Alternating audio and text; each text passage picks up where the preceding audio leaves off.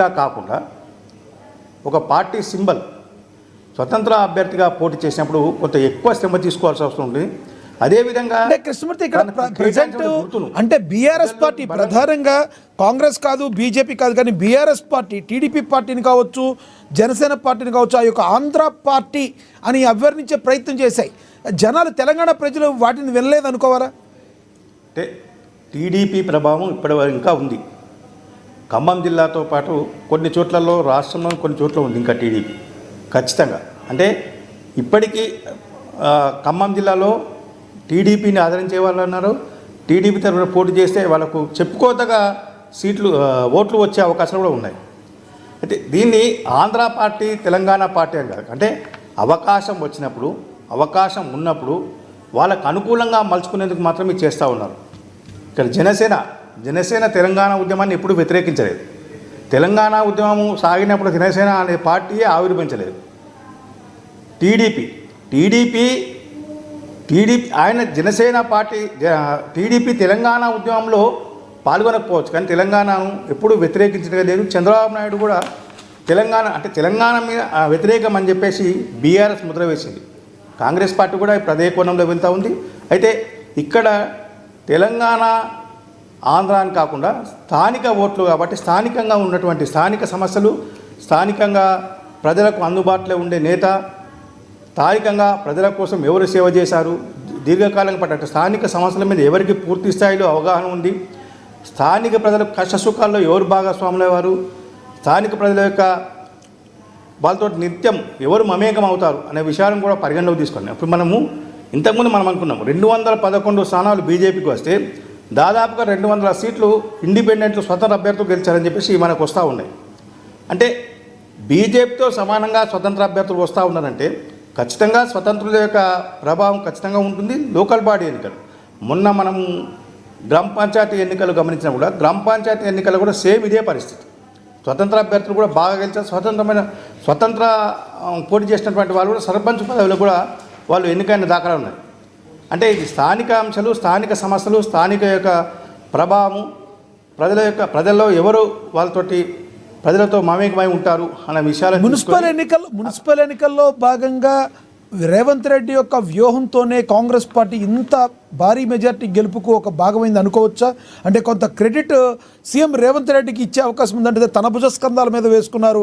గత ఉప ఎన్నికలు కావచ్చు, మొన్న పంచాయతీ ఎన్నికలు కావచ్చు, ఇప్పుడు ఇది కావచ్చు. ఓవరాల్గా రేవంత్ రెడ్డి ముందు చూపు అనుకోవచ్చా? ఖచ్చితంగా ఒక వ్యూహాత్మకంగా వెళ్ళారు. గ్రామ పంచాయతీ ఎన్నికల్లో కూడా ఏదైతే జిల్లా ఇన్ఛార్జీలకు మంత్రం పెట్టి జిల్లా వారిగా మంత్రులకు బాధ్యత ఇచ్చి ఒక్కొక్క కాన్స్టిట్యున్సీకి ఆ యొక్క ఎమ్మెల్యే యొక్క బాధ్యత ఇచ్చి లేదంటే నియోజక ఇన్ఛార్జీలకు బాధ్యులుగా చేసి వ్యూహాత్మకంగా వెళ్ళారు గ్రామ పంచాయతీ. ఇప్పుడు మున్సిపల్ ఎన్నికల్లో కూడా మంత్రులను ఇన్ఛార్జిగా పెట్టి ఒక్కొక్క పార్లమెంటుకు మంత్రులు ఇన్ఛార్జ్ పెట్టారు. కొంతమంది సీనియర్ నాయకులు కూడా ఇన్ఛార్జిగా పెట్టారు. ఎంపీలు ఎమ్మెల్యేలు మంత్రులు ఉండగానే మళ్ళీ మంత్రులను కొన్ని లోక్సభ స్థానాలకు తీసుకొని దాంట్లో పెట్టి వాళ్ళని కోఆర్డినేట్ చేశారు. అదేవిధంగా మున్సిపాలిటీల వారికి కూడా కొంత రీజనల్గా కూడా కొన్ని నాయకులను కోఆర్డినేషన్ కమిటీలు వేసి సమన్వయ కమిటీలు వేసి కన్వీనర్గా కో కన్వీనర్గా వాళ్ళని ఇచ్చారు. అంటే పూర్తి స్థాయిలో నూక్ అండ్ కార్నర్ ఎక్కడ కూడా ఎటువంటి ఇబ్బందులు కలగకుండా ఉండాలి. కాంగ్రెస్ పార్టీ కృష్ణమూర్తి బీఆర్ఎస్ కావచ్చు, కాంగ్రెస్ కావచ్చు, ప్రధానంగా బీజేపీ కావచ్చు, వీళ్ళలో గెలుపు వరకు ఓకే, అసలైన లాబింగ్ సాయంత్రం నుంచి రేపటి వరకు జరిగే అవకాశం ఉందంటారా? పార్టీలు జాగ్రత్త పడే అవకాశం ఉందంటారా? ఖచ్చితంగా. ఎందుకంటే చాలా మున్సిపాలిటీలలో హంగు వచ్చే అవకాశాలు ఉన్నాయని చెప్పేసి ఇప్పుడున్నటువంటి ట్రెండును బట్టి మనకు కొంత తెలుస్తూ ఉంది. హంగు వస్తే ఖచ్చితంగా స్వతంత్రులు కీలకంగా మారే అవకాశం ఉంది.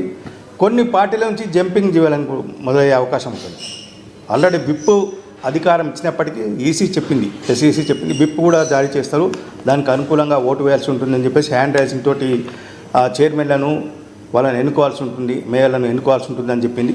అయితే ఈ నేపథ్యంలో తమ పార్టీ ఎమ్మెల్యేలను ఎదుటి పార్టీ అంటే బీఆర్ఎస్కు ఎక్కువ వచ్చినాయి, కాంగ్రెస్ వాళ్ళను లాక్కోకుండా, అదేవిధంగా కాంగ్రెస్కు ఎక్కువ వచ్చినాయి, బీఆర్ఎస్ వాళ్ళని తీసుకోకుండా, అదేవిధంగా బీజేపీ ఇండిపెండెంట్లు వీళ్ళను మిగతా పార్టీ లాక్కోకుండా, అంటే ఇట్లాంటి కొన్ని ఉంటాయి. కాబట్టి ఖచ్చితంగా క్యాంపు రాజకీయాలు ఉదయం నుంచే ఏదైతే ట్రెండ్ మొదలయ్యి ఫస్ట్ సెకండ్ రౌండ్ కొంత వచ్చిందో అప్పటి నుంచే కొంత క్యాంపు రాజకీయాలు ప్రారంభమైనట్టుగా వస్తూ ఉన్నది. చాలా చోట్ల ఇప్పటికీ ఎమ్మెల్యేలు, ఎంపీలు వీళ్ళందరూ కూడా ఎక్కడికక్కడ సమన్వయం చేసుకుంటూ వాళ్ళు ఈ గెలిచేటువంటి అవకాశం ఉంటుంది అభ్యర్థి. అయితే కృష్ణమూర్తి, ఇప్పటికైనా బీజేపీ కావచ్చు, బీఆర్ఎస్ కావచ్చు, అక్కడ లోపం ఎక్కడ జరిగింది, మన నాయకత్వము లోపం ఎక్కడుంది, మనం ఎక్కడ తప్పు చేస్తున్నామని సరిచూసుకునే అవకాశం ఉందంటారు? ఎందుకంటే డే 1 నుంచి బీఆర్ఎస్ పార్టీ తన అహంకార ధోరణి పోలేదని ఇప్పటికే మీలాంటి విశ్లేషకులు చాలామంది చెప్పారు. బీజేపీలో అంతర్గతం కావచ్చు, ఇక్కడి నుంచైనా సరిగ్గా ఎక్కడ లోపం జరిగిందో గుర్తించే అవకాశం ఉందంటారు? లేదంటే ఎప్పుడూ జరిగే విధంగా మళ్ళీ కాంగ్రెస్ పార్టీ మీద దుమ్మెచ్చిపోసే అవకాశం ఉందంటారు? కాంగ్రెస్ పార్టీ మీద దుమ్మెత్తిపోస్తూనే బీజేపీ తమకు తాముగా వాళ్ళు ఎవరికి వారు తమదే పైచేయి అనే విధంగా కొంత వాళ్ళు వ్యవహరించడందే కొంత పార్టీలో ఇబ్బందికర పరిస్థితి తయారైంది.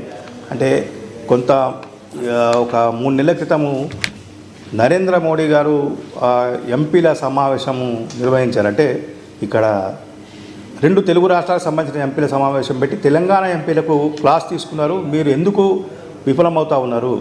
తెలంగాణను మనం ఈజీగా మనం అక్కడ గద్దెనెక్కే అవకాశం ఉంది. తెలంగాణలో మనకు ఆ పూర్తి స్థాయి అవకాశం ఉన్నాయి. కానీ మీ యొక్క అంతర్గత కుమ్ములాటలు, మీ యొక్క విభేదాలు, నేతల మధ్య విభేదాల వల్ల అక్కడ బీజేపీ దెబ్బతింటుందని చెప్పారు.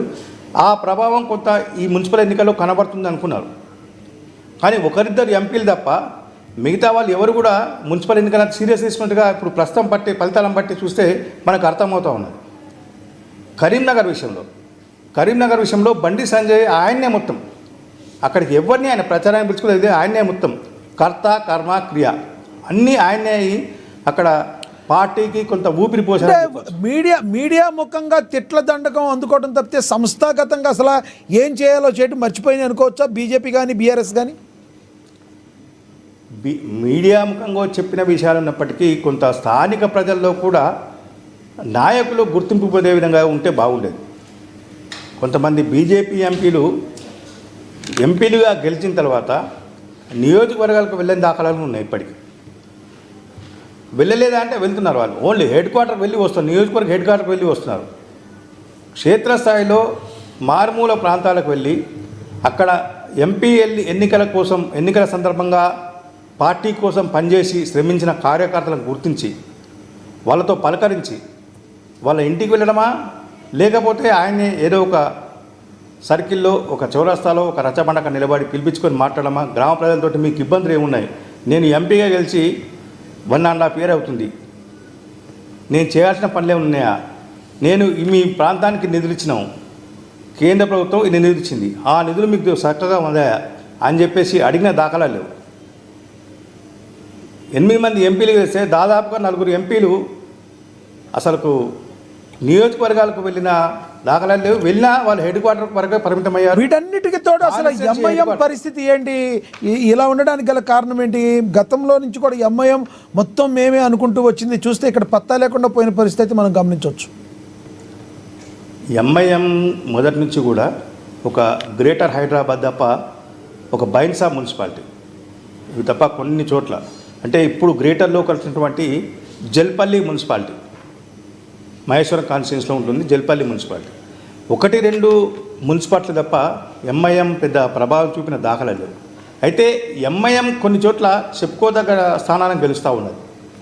అది మనము ఇంకోటి అనుకోవచ్చా కృష్ణమూర్తి, ఏదైతే కాంగ్రెస్ పార్టీ యొక్క దూకుడు ఏదైతే ఉందో ఎంఐఎంకి గండి కొట్టింది అనుకోవచ్చు? ఎందుకంటే ఎంఐఎంలో ఇప్పటికీ కూడా ఆ ఓటర్లు, కొంతమంది మైనారిటీ ఓటర్లు కాంగ్రెస్ పార్టీ చూస్తే పతంగా ఏమీ గుర్తుకురావు, వాళ్ళకి వెళ్ళి అస్తానికే ఓటేసిన పరిస్థితి మనం చూడొచ్చు.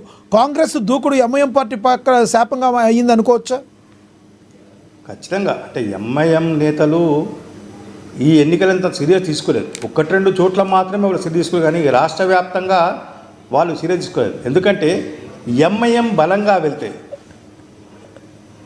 మిత్రపక్షమైన పార్టీకి ఇబ్బందులు ఎదురవుతాయి, ఓట్లు చీలిపోతాయి, ఫలితంగా బీజేపీ గెలిచే అవకాశం ఉంటుంది అన్న కోణంలో కొంత వాళ్ళు వెళ్ళలేదు. చాలా చాలా మున్సిపాలిటీలలో, కార్పొరేషన్ కానీ మున్సిపాలిటీ కానీ వాళ్ళు అసలుకు ప్రచారం చేయలేదు. అంటే కొన్ని చోట్ల ఏదైతే మైనార్టీలు ఎక్కువగా ఉన్న ప్రాంతాలను మాత్రమే వాళ్ళు టార్గెట్గా చేసుకొని ఎంఐఎం నేతలు పర్యటించి తిరిగిరు, కానీ అన్ని మున్సిపాలిటీలను వాళ్ళు కామన్గా తీసుకొని తిరగలేదు.